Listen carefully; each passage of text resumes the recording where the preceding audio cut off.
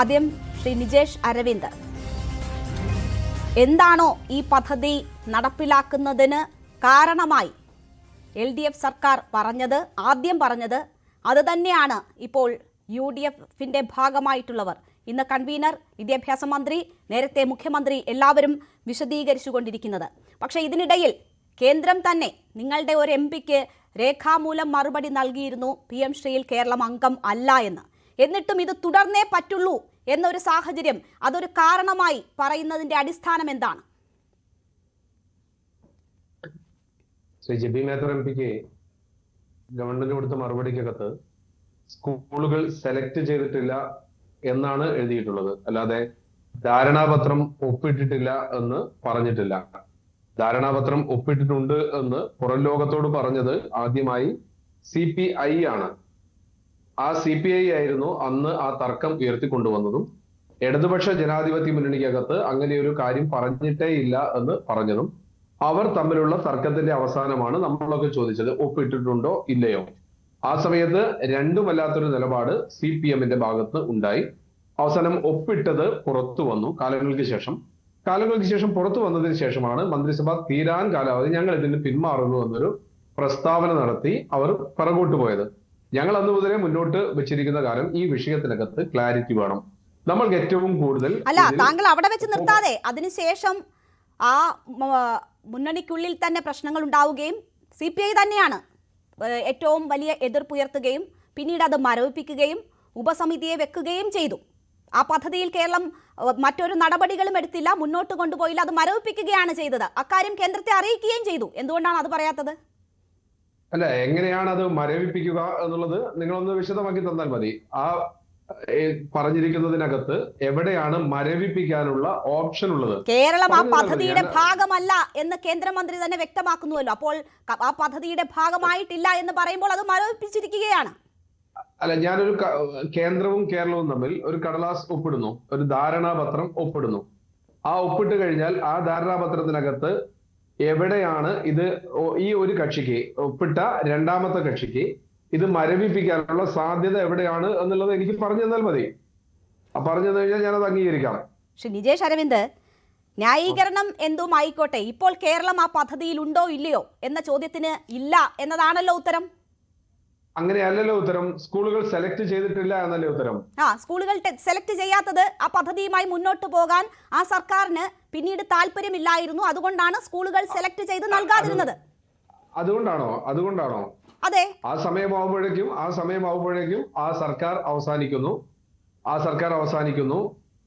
ഈ ഒപ്പിട്ടതിന് ശേഷമുള്ള ഫണ്ട്, അന്ന് തടഞ്ഞു വെച്ച ഫണ്ട് വാങ്ങുന്നു. അതിനുശേഷം വിവാദങ്ങൾ ഉണ്ടാകുന്നു. അതിന്റെ ഭാഗമായിട്ട് അവർ ഇതിൽ നിന്ന് മരവിപ്പിക്കുന്നു എന്നൊരു പ്രസ്താവന ഇറക്കുന്നു. പക്ഷെ ആ ഉത്തരവിനകത്ത് അവർ ഒപ്പുവെച്ച കടലാസിനകത്ത് ഒരിടത്ത് പോലും അങ്ങനെ മരവിപ്പിക്കാനുള്ള ഒരു സാധ്യതയുള്ളതായിട്ട് പറയുന്നില്ല. ഉണ്ടെങ്കിൽ രേണുക എനിക്ക് പറഞ്ഞു തന്നാൽ മതി, ഞാൻ കേൾക്കാൻ തയ്യാറാണ്.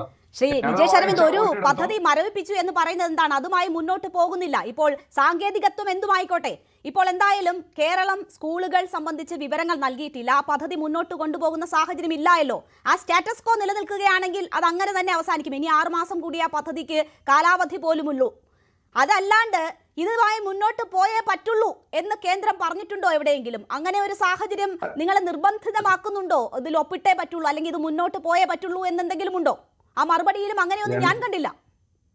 2025 ഒക്ടോബർ മാസം 16-ാം തീയതി ന്യൂഡൽഹിയിൽ വെച്ചാണ് ഇത് ഒപ്പുവെച്ചത്. അങ്ങനെയാണല്ലോ അതിന്റെ കടലാസ് ഉള്ളത്.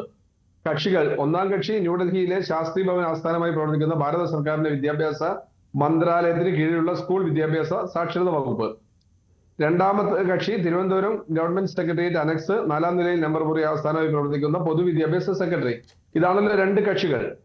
ഈ 2 കക്ഷികൾ തമ്മിൽ ധാരണാപത്രം 2025 ഒക്ടോബർ മാസം 16-ാം തീയതി ഒപ്പിട്ടു. അതിന്റെ ഏത് വ്യവസ്ഥയിലാണ് ഇത് മരവിപ്പിക്കാൻ ഒപ്പിട്ടതിന്റെ അവസാനം എവിടെയാണ് മരവിപ്പിക്കാനുള്ള സാധ്യതയുള്ളത്? മരവിപ്പിക്കാൻ സാധ്യതയില്ല എന്നെവിടെയെങ്കിലും ക്ലോസ് നിങ്ങൾ കണ്ടോ? അല്ലെങ്കിൽ അങ്ങനെ ഏതെങ്കിലും സാഹചര്യം ഉണ്ടായോ? ഉണ്ട്, തീർച്ചയായിട്ടും ഉണ്ട്. ഞാനത് വായിച്ചു തരാം. ഇതിനകത്ത്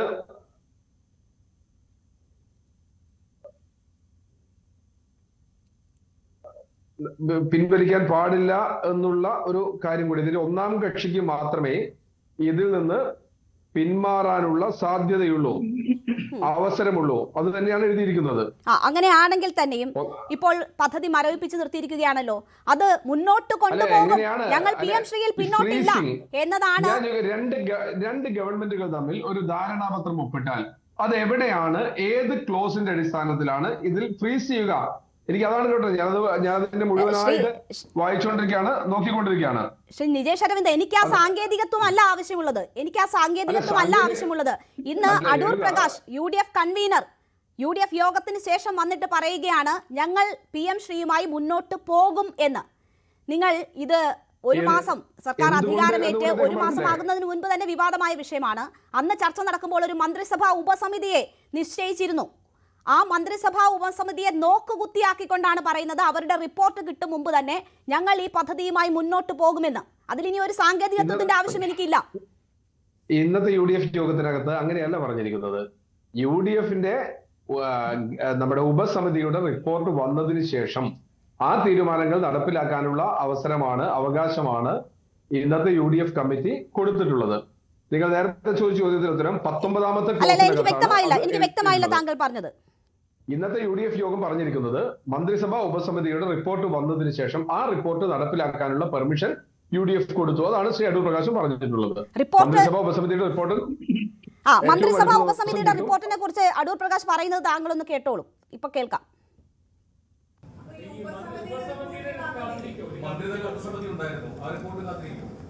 ആ റിപ്പോർട്ടിലൂടെ വരണം. ആ റിപ്പോർട്ടിലൂടെ വന്നതിന് ശേഷമായിരിക്കും എവിടേക്കാണ്, ഏതൊക്കെ വിദ്യാഭ്യാസ സ്ഥാപനത്തിലാണ് നടപ്പാക്കേണ്ടത് എന്നതിനെക്കുറിച്ച് തീരുമാനിക്കുന്നത്.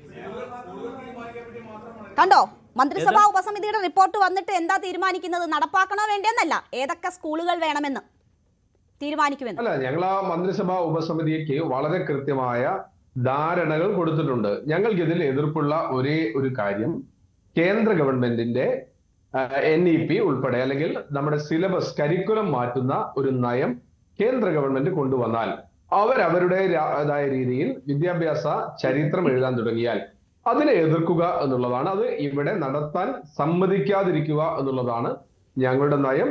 ഞങ്ങൾ അതിൽ സ്റ്റിക്ക് ഓൺ ചെയ്യും എന്ന കാര്യത്തിൽ യാതൊരു തർക്കവും വേണ്ട. കേന്ദ്ര ഗവൺമെന്റിന്റെ വിദ്യാഭ്യാസ പദ്ധതിയെ, വിദ്യാഭ്യാസ സിലബസിനെ, അതായത് ചരിത്രത്തിന് വിരുദ്ധമായ സിലബസിനെ ഇവിടെ കേരളത്തിൽ പഠിപ്പിക്കാൻ അനുവദിക്കില്ല. അത്രയേ ഉള്ളൂ. അത് സാധ്യമാണ് എന്നാണ് വിദ്യാഭ്യാസ മേഖലയിലെ വിദഗ്ധരൊക്കെ പറഞ്ഞിട്ടുള്ളത്. അതുകൊണ്ട് തന്നെ ഞങ്ങൾക്ക് ആ കാര്യത്തിൽ യാതൊരു തരത്തിലുള്ള ആശങ്കയില്ല. എത്ര ബാലിശമായിട്ടുള്ള കാര്യങ്ങളാണ് താങ്കൾ പറയുന്നത്. നോക്കൂ, LDF സർക്കാരിന്റെ ഭാഗമായിട്ടുള്ളവർ ഈ പദ്ധതി നടപ്പാക്കുമ്പോൾ ഇക്കാര്യങ്ങളൊക്കെ പറഞ്ഞതാണ്. നിങ്ങളത് വിശ്വസിച്ചില്ല. വലിയ വിമർശനം അതിനെതിരെ ഉയർത്തിയല്ലോ. ലീഗിന്റെ പ്രതിനിധിയെയും ഞാൻ ഈ ചർച്ചയിൽ പ്രതീക്ഷിക്കുന്നുണ്ട്.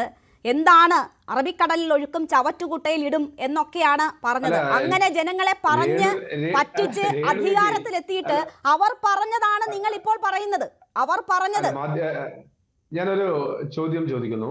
മാധ്യമ പ്രവർത്തക രേണുകയ്ക്ക് ഈ പദ്ധതിയിൽ എതിർപ്പ് തോന്നുന്ന വശം ഏതൊക്കെയാണ്?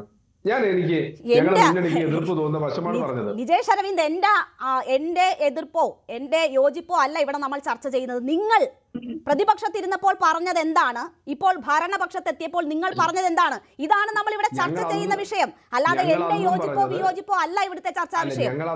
ഞങ്ങൾ അന്നും പറഞ്ഞത് ഈ സിലബസ്, കേന്ദ്ര ഗവൺമെന്റിന്റെ സിലബസ് അവരാവിഷ്കരിക്കുന്ന രീതിയിൽ ഇവിടെ നടപ്പിലാക്കാൻ അനുവദിക്കില്ല എന്നുള്ളതാണ് ഞങ്ങളുടെ മന്ത്രിസഭ. അങ്ങനെ അനുവദിക്കുമെന്ന് LDF എപ്പോഴെങ്കിലും പറഞ്ഞിരുന്നോ?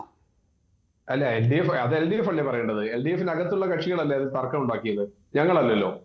നിങ്ങൾക്കൊരു തർക്കം ഉണ്ടായിരുന്നില്ലേ? അപ്പോ LDF-നകത്തുള്ള ആളുകളാണല്ലോ പറഞ്ഞത്. AISF-ന്റെ സംസ്ഥാന പ്രസിഡന്റ് ആണല്ലോ പറഞ്ഞത്, SFI-ക്കാരെ ശ്രദ്ധിക്കണം, നിങ്ങൾ സമരം ചെയ്ത സമയത്ത് മുണ്ടുടുക്കരുത്, മുണ്ടപ്പുഴയ്ക്കൽ അഴിഞ്ഞു പോയാൽ അതിനകത്തുള്ള കാക്കി കാണുമെന്നൊക്കെ പറഞ്ഞത് AISF-ന്റെ സംസ്ഥാന പ്രസിഡന്റ് ആണ്, ഞങ്ങളല്ലല്ലോ പറഞ്ഞത്. അപ്പോ ഞങ്ങൾ നിർബന്ധിതരാകുകയാണ്, അല്ലെങ്കിൽ ഞങ്ങൾ വേറെ എന്തോ ചെയ്ത് കളയുമെന്ന് പറയുന്നതൊക്കെ വെറുതെ ആണോ? അല്ലെ, നിങ്ങൾ അതിന് ഞാനിപ്പോ ചോദിച്ചല്ലോ, 19ാമത്തെ ക്ലോസിനകത്ത് എവിടെയാണ് ഇത് പിന്മാറാൻ അല്ലെങ്കിൽ ഇത് മരവിപ്പിക്കാനുള്ള? നിജേഷ് അരവിന്ദ്, താങ്കൾ ഒരു 2 ദിവസം മുമ്പ് ഇത് പറഞ്ഞിരുന്നെങ്കിലൊക്കെ ഇപ്പൊ പിന്മാറേണ്ട ആവശ്യമില്ലല്ലോ. കേരളം അതിൽ ഉൾപ്പെട്ടിട്ടില്ല. കേരളം PM ശ്രീയിലുണ്ടോ? ഇല്ല. അവർ സ്കൂളുകളുടെ വിവരം നൽകിയിട്ടില്ല. അവർ അതിന്റെ പദ്ധതിയുടെ മറ്റു കാര്യങ്ങളുമായി മുന്നോട്ട് പോയിട്ടില്ല. കേരളം അതിലില്ല. അപ്പൊ പിന്നെ പിൻവാങ്ങുന്നതിന്റെ കാര്യം പറയണ്ടല്ലോ. ഇപ്പോഴത്തെ സ്ഥിതി അങ്ങ് തുടർന്നു പോയാൽ പോരെ? രേണുക, എങ്ങനെയാണ് ഒരു പദ്ധതിയിൽ ഒരു സംസ്ഥാനം അംഗമാവുക? കേന്ദ്രമന്ത്രി ലോകസഭയ്ക്കകത്ത് വിദ്യാലയങ്ങൾ തിരഞ്ഞെടുത്തില്ല എന്ന് പറയുന്നതാണോ? അതോ ഒരു ഗവൺമെന്റിന്റെ 2 ഉദ്യോഗസ്ഥർ വന്ന് സർക്കാർ തലത്തിൽ ദീർഘനാളത്തെ ആലോചനയ്ക്ക് ശേഷം കൃത്യമായ നിബന്ധനകൾ എഴുതി വെച്ച് ഒപ്പിടുന്നതാണോ ഒരു കരാറിന്റെ ഭാഗമാവുക? ഞങ്ങളൊക്കെ മനസ്സിലാക്കുന്നത് ഒരു ധാരണാപത്രം ഒപ്പുവെക്കുന്ന അന്ന് മുതൽ അതിൽ പ്രത്യേകിച്ച് എഴുതിയിട്ടുണ്ട് 2025 ഒക്ടോബർ മാസം 25 മുതൽ ഇത് പദ്ധതി നടപ്പിലാവുന്നു എന്ന് എഴുതി വെച്ചതാണ്. 19 ക്ലോസുകളുള്ള ഒരു കരാർ. അപ്പൊ ആ കരാറിൽ ഒപ്പിട്ടതിന് ശേഷം അതിനുശേഷം ഗവൺമെന്റ് തന്നെ പറഞ്ഞു തടഞ്ഞു വെക്കപ്പെട്ട ഒരുപാട് പൈസ. നിജേഷ് അരവിന്ദ്, എനിക്ക് മറ്റ് അതിഥികളിലേക്ക് കൂടി പോകണം. താങ്കൾ ഇത് ഒരേ കാര്യം തന്നെയാണ് ആവർത്തിക്കുന്നത്. ഒന്ന്, ഞങ്ങൾ PM ശ്രീക്ക് അനുകൂലമാണ്, ഞങ്ങൾ അത് നടത്തും എന്തായാലും എന്നാണ് നിങ്ങളുടെ നിലപാടെങ്കിൽ ഓക്കെ, നിങ്ങൾ ഈ പറയുന്ന ന്യായമുണ്ട്. അതല്ല, ഞങ്ങൾ നിർബന്ധിതരാകുന്നു, ഞങ്ങൾക്ക് വേറെ വഴിയില്ല എന്നാണെങ്കിൽ ആ നിർബന്ധിതമാകുന്ന ഘടകം എന്താണ് എന്ന് താങ്കൾ ഒന്ന് വിശദീകരിക്കൂ. ഒരു സർക്കാർ തുടർച്ചയാണ്. ഒരു സർക്കാർ ഒപ്പുവെച്ച പദ്ധതികൾ, കേന്ദ്ര ഗവൺമെന്റുമായി ഒപ്പുവെച്ച പദ്ധതികൾ ഉണ്ട് എങ്കിൽ അതിൽ നിന്ന് പിന്മാറാനുള്ള ക്ലോസ് അത് ഒപ്പുവെച്ച ആളുകൾ തന്നെ വെക്കണം. ഒരു ഗവൺമെന്റുമായി ഒപ്പുവെച്ചുകൊണ്ട് അതിനാവശ്യമായ പണമൊക്കെ വാങ്ങിയതിനു ശേഷം അതിൽ നിന്ന് പിന്മാറുക എന്നുള്ളത് സാധ്യമല്ല എന്ന് കരാറിൽ ഒപ്പിട്ട് വെച്ചിട്ടുണ്ട്, എഴുതി വെച്ചിട്ടുണ്ട്. ഞാൻ ആ കരാർ മുഴുവൻ വായിച്ചു. ഞാൻ ഒറ്റ കാര്യം കൂടി താങ്കളോട് ഒരു ക്ലാരിഫിക്കേഷന് വേണ്ടി, ഒരു സർക്കാർ തുടർച്ചയാണ് എങ്കിൽ കഴിഞ്ഞ സർക്കാർ ഇത് മരവിപ്പിച്ചിരിക്കുകയായിരുന്നു, അതിന്റെ തുടർച്ചയിൽ ഇത് മുന്നോട്ട് കൊണ്ടുപോകേണ്ടുന്ന സാഹചര്യം എന്താണ്?